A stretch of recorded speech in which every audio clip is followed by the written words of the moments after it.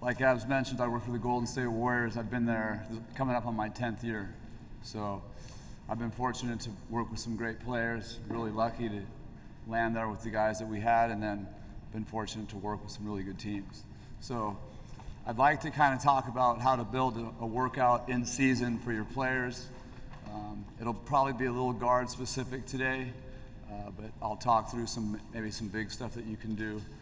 And then I'd like to maybe take questions, because maybe questions are the best part of what you guys may have questions for anything that we do as a team or that Steph does or that I'm talking about. So I'm open to all that stuff. There's really four kind of key principles that we incorporate in our workouts. I'll talk about them and I'll walk through those, and some are very simple. But the first one's just simple traditional core drills that give the shooter confidence, give them fundamentals, form, and those can be spots. They can be off the dribble stuff and they can be off the move, but that's just all your traditional stuff. The second thing that we like to incorporate is, are we going to get this player's shots that apply to your offense? We play a little differently. So we got a guy like Andrew Wiggins that shows up a couple years ago. In his workouts, he's going to have to learn some of our patterns and get shots in his workouts that apply to what we're going to do for our team. He's going to get his basic stuff in the core principles that I just mentioned. He's going to get stuff that apply to our offense, and I'll go through something that we do. But anytime that you're running stuff, your players in those positions should be getting shots. That's probably an obvious. The third area that we like to work on is whatever the weakness is. And that's up to the coaches. If you're working with a player, whether you're watching film or you're observing in his workouts, in his games, all that stuff, you have to define weaknesses as you go and apply those in the workout. And the last part of our workouts are, you need to be innovative. Apply something that's fun, that's unique. Keep a variety within it all, so the player doesn't show up every day and just say, this again?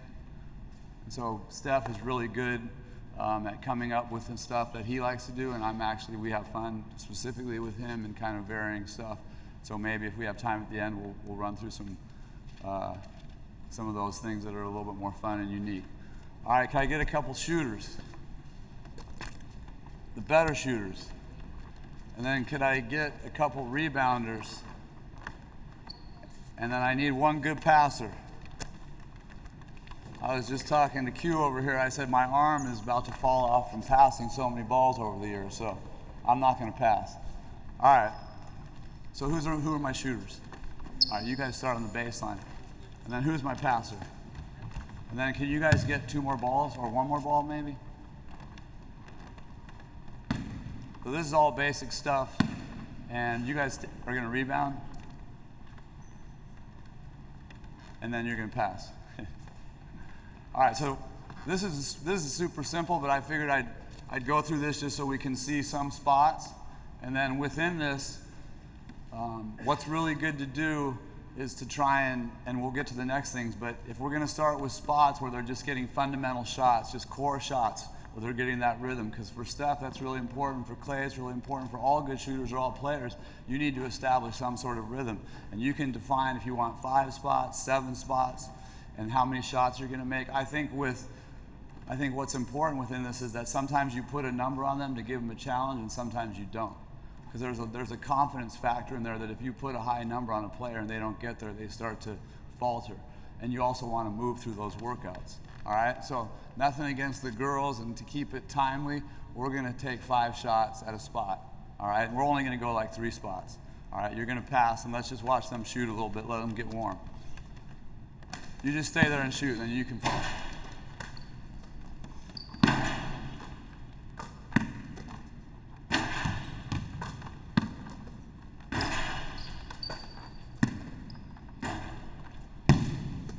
Really good shooting. You didn't make them, but that's a good looking shot.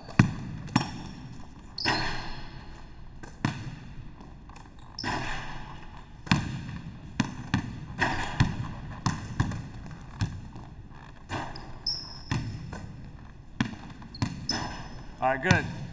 All All right, both of you guys, without me being the expert, are very good shooters. Your form is very, very good. Ball comes off well, so don't worry about missing or making shots. This is nerve-wracking. All right, next spot. So we're just gonna go 3 spots for you and just shoot, and we'll get you warm.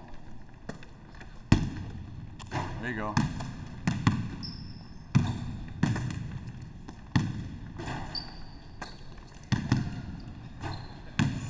Just needed to get warm.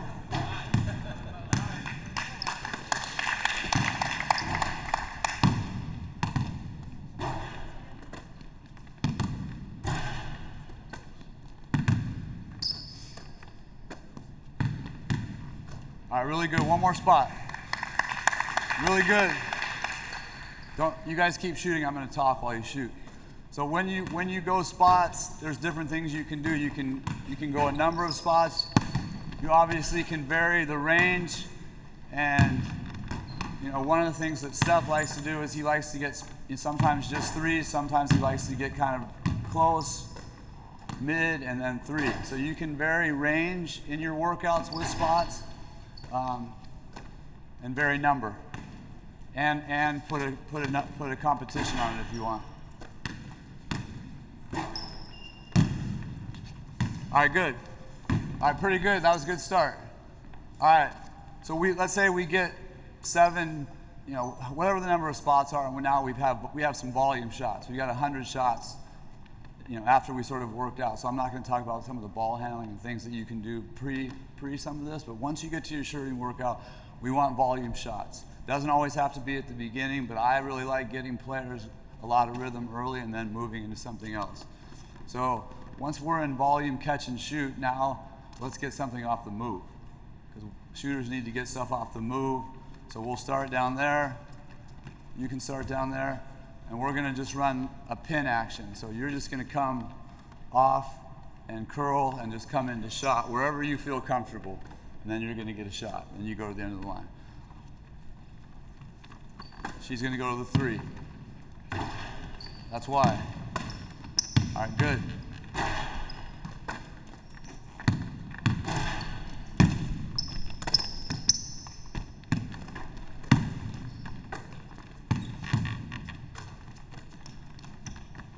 All right, good. You can tell they shoot it a little differently. One likes to shoot it off her inside foot, and one likes to kind of catch. And some coaches have rules with that, but after working with Steph and some of the others, like Steph doesn't always like to take it off his inside foot. Clay does a little bit more.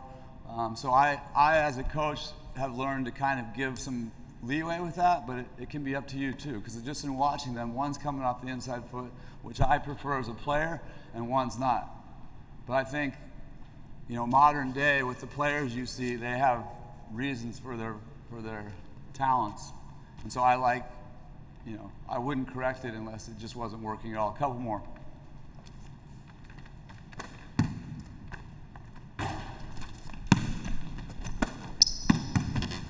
All right, good.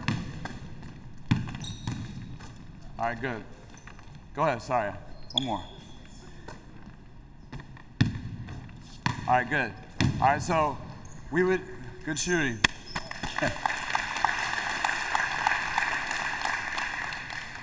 All right, so move it up a little bit just so I can talk about if you have players really quick that may not be as capable, because these girls are great shooters. So they were very capable of starting from a long distance, running with some pace, and making those shots. So just as a thought, you can move up a little bit. Just as a thought, if a player is struggling with curl actions, you can change the angle. So the higher they start and the less of an angle up this way makes the shot a lot easier. So if I'm starting from here and catching, that's a lot easier for me. So angle and the distance they're coming from are important if you're trying to work with younger players that aren't capable of coming from such a distance. And then when you're starting from short distances, you can still start to increase their speed as they get better. So angle of this cut can be changed for workout purposes and speed. But ultimately you want longer runs with more speed. That's just based on the level of skill that your player has. And I'm lucky to work with guys that can start pretty far and come with great speed and make those shots. All right? All right, so we got our staple of kind of core catch and shoot. We got off the move. Obviously, we would move to the other side. We might change angles and speed. And now let's go off the dribble. All right, so off the dribble, you can just give them the ball. One, you can give her a ball too. All right, so you're gonna set ball screens. All right, so now we'll just go into a ball screen sequence where we're now working with off the dribble stuff. So you're gonna come down. You can set it over here a little bit. Yep.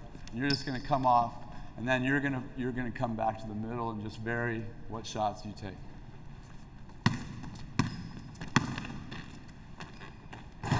Good.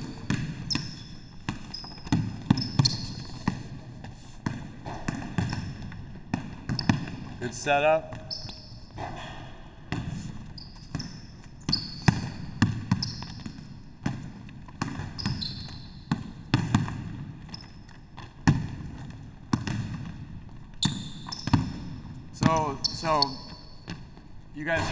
So you guys are doing a great job, and so I'm just gonna. So if I was running the workout and helping coach you, sometimes you can take it down here deep and get it flat if you want. But I think let's vary. We like to vary our angles. So sometimes we're coming more vertical. Sometimes we're coming deeper, and then change your setups if you can with your dribble patterns.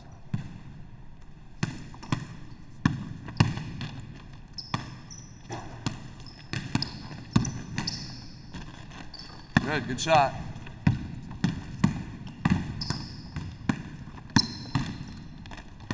Good. Woo.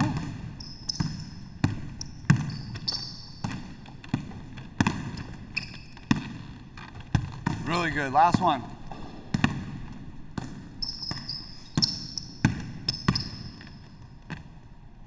All right, good looking shot. You guys shoot it better than some of our guys, honestly. All right, really good shooting. All right, so we've worked now just, and this is in short kind of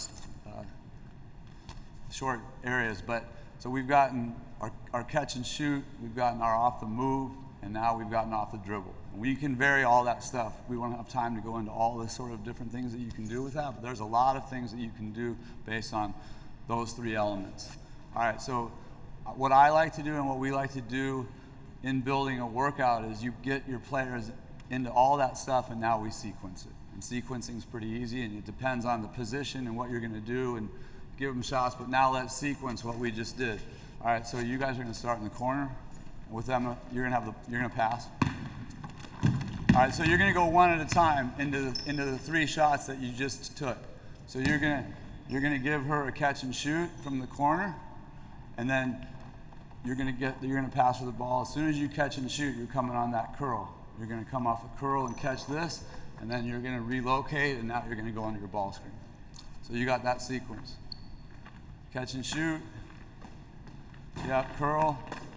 Good. Ball screen. Good. All right, perfect. Next. And these sequences are good to put numbers on too, number of makes or number of reps. Let's go one more each.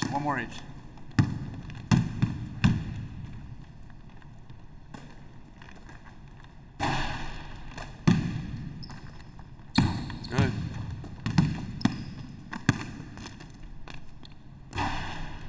Good.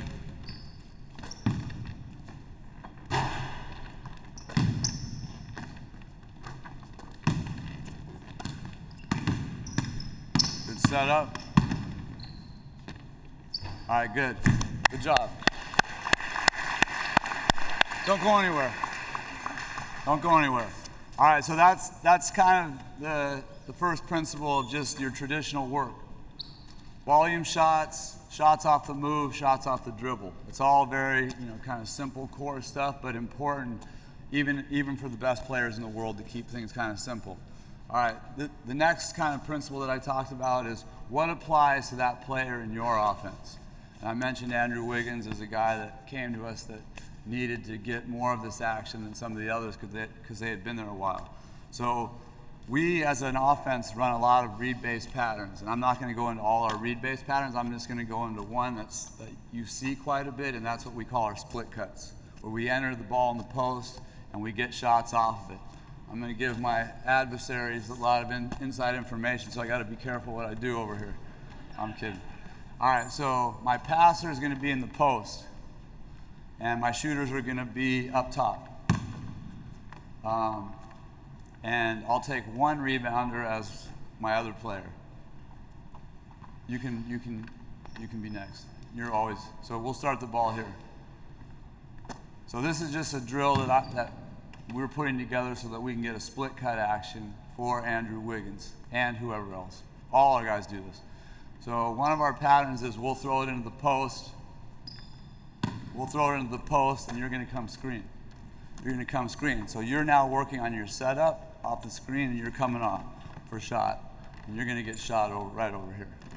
All right? So you're going to hit the post. You're going to sprint into screen. You're going to set up, and you're going to come off. You can get shot anywhere you want here.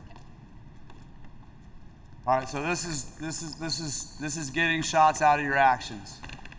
Good. Next, you're next. Yep. So split cuts, boom, come off, shot. It's a little tougher going that way.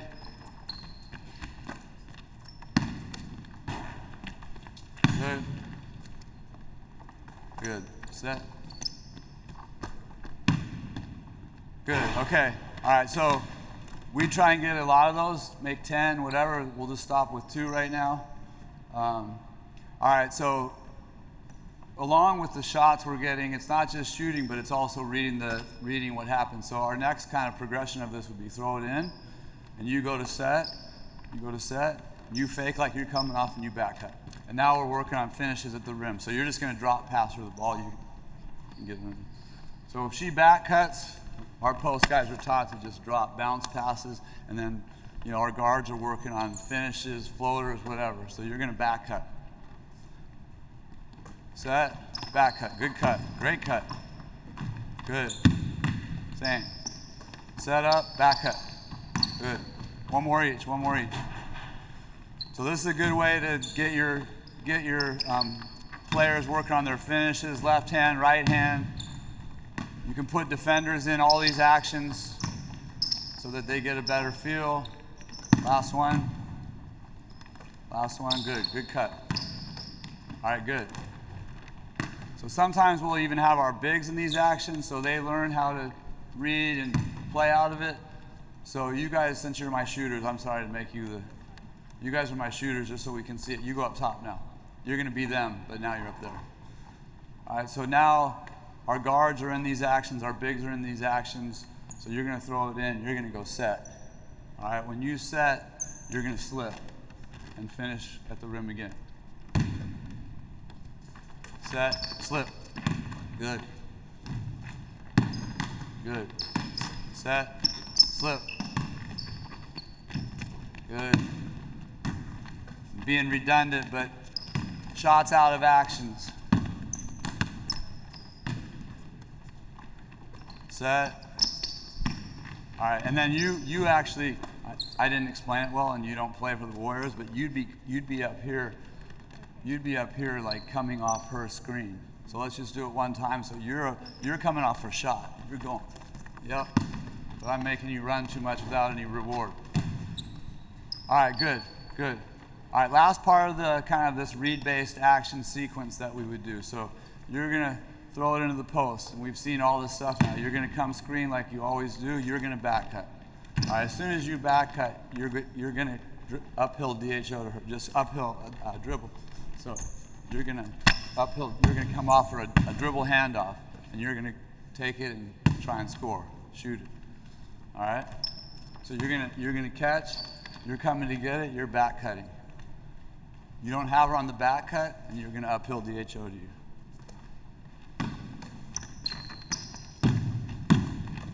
Good.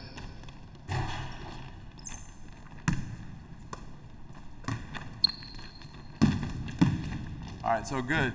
So there's so much nuance in all this stuff that I can't sit here and teach like you would like we all do in our drill work. So I'm just sort of trying to explain stuff. But so after watching them, so So go ahead, I'll walk you through it. So throw it in, so boom. You back cut, okay, hold. So the problem that I saw with us, and they haven't worked on it, is that we're standing here and kind of waiting and going. All right, and what we would train on this is as soon as I see her go, I'm gone. So it's fast action coming off, and this big's up here as fast as he can. She's coming off, and then the big's diving. That's a lot, but boom, come off. So come off quick, come off quicker. Good. All right, one more each.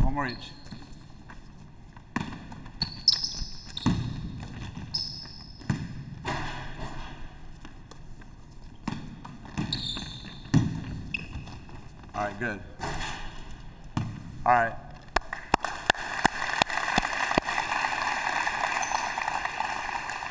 Okay, I'm looking at the time and I've overextended myself. So I'm gonna just talk about the last two elements that we like to put in, and that was find a weakness. I was hoping that I could find a weakness or ask them what they wanted to work on and come up with a drill, but I think, you know, through your film work or through your observations, you have to figure out what you can do with that player that is a weakness and drill that within the workout.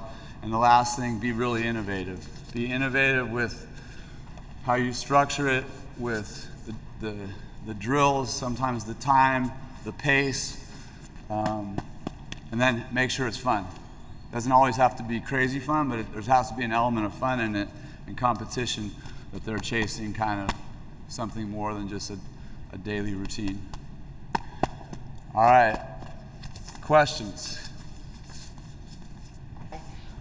The corner shots. Yep. Is it generally the weakness? A lot of people have weakness towards the corner shots compared to the other angles. That's a good question. I don't, so the question was, do players have more trouble with corner shots? I think corner shots are the best three-point shot percentage-wise in our game or in any game, and so and those are the areas that are open frequently based on the penetration and the stuff going to the rim. So you'll get a lot of players working on corner threes more so than other places. But I don't want to say it's a lower percentage shot or a lower percentage for certain players. But sometimes you have the wrong players on your team shooting corner threes. I won't name our players but a corner three is a great three-point shot. It's the best three-point shot. But you'll get players that spend a lot of time in the corners for that reason, because it's a very good shot and because you want those shots if you can get them. Bruce, do you believe in the dip or not a dip when you shoot the ball? So the question is do I believe in a dip or not a dip? And what he's talking about is when players catch the ball, do they dip? Do they dip before they shoot? We have one really good shooter that dips, that's Steph Curry a little bit, and we have one really good shooter, Klay Thompson, that does not. So you tell me which one of those guys is a better shooter.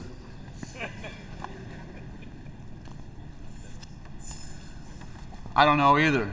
I get asked that question, but I, as a shooter, liked a little bit of dip for rhythm, but so I don't think it almost goes back to what I was talking about with the footwork stuff. I think it's just, this is all personal stuff, so there's no right or wrong, but I think that whatever the player likes, they should do, and however the ball can go in is better. It's really hard to shoot without a dip, but Klay's perfected it, and he gets it off pretty quick.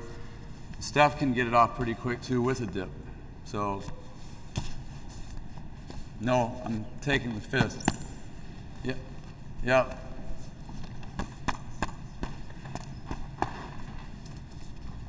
Hi, if you would have to structure your actions when you talk about practicing the shots within the actions, would you create like a standard within even collective practices where everyone knows those actions and practices all together? Yes. So would we practice the actions that we worked on individually within our team?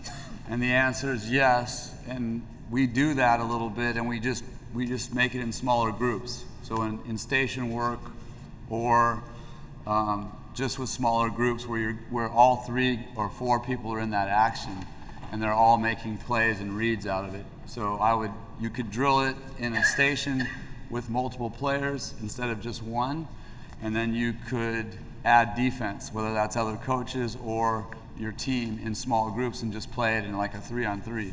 So we do all that. We drill it individually, we drill it with no defense, where they're all in the pattern, and then we drill it with defense in small groups.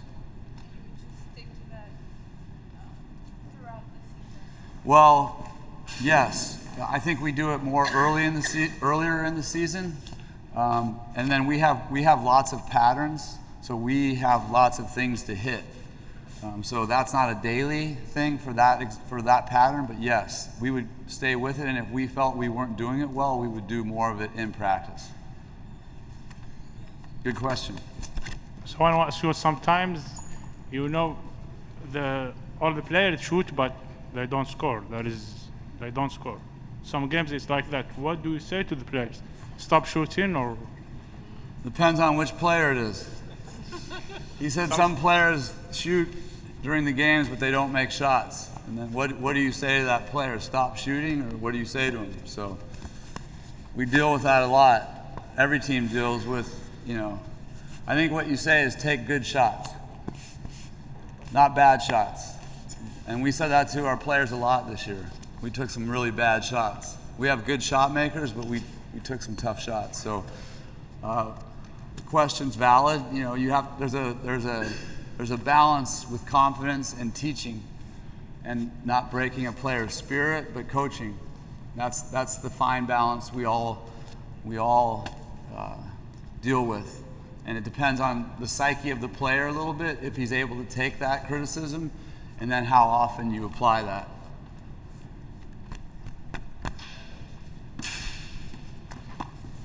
Okay, I guess my question is in the same context, like psychologically, how would you deal with the player that is not able to shoot, especially the newcomers, the rookies?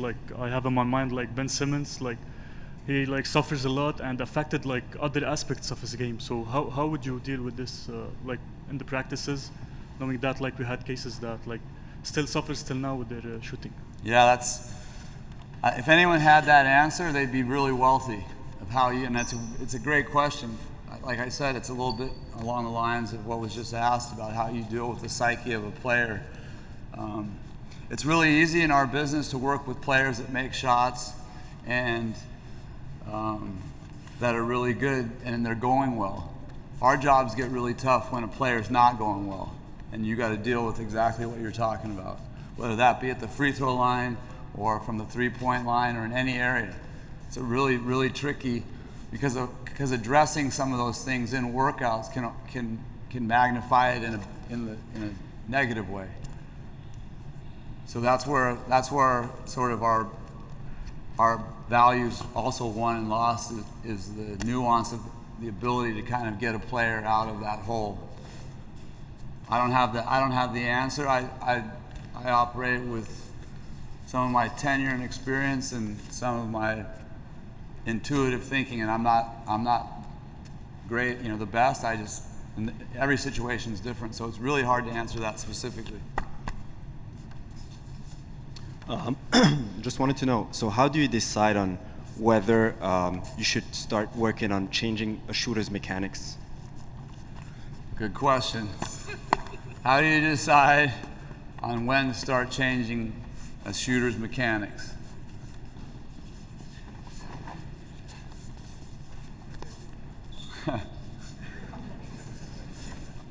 That's a great question. I'm in the camp, especially at our level, of not trying to change mechanics a ton. I'd rather try and fix within what he has going, get it marginally better over time. That's my own opinion. But with young kids that have a completely broken shot and you have no other choice. I think you have to spend time and try and fix their mechanic early, especially the younger players. But the problem with coaches, and it's valid, is everyone wants to help, and their opinion is that fixing or correcting a shot is helping, and maybe it is. But when you start overhauling a complete shot, you run the risk of losing that player's confidence in any rhythm that he might have already established, and that's a tricky business.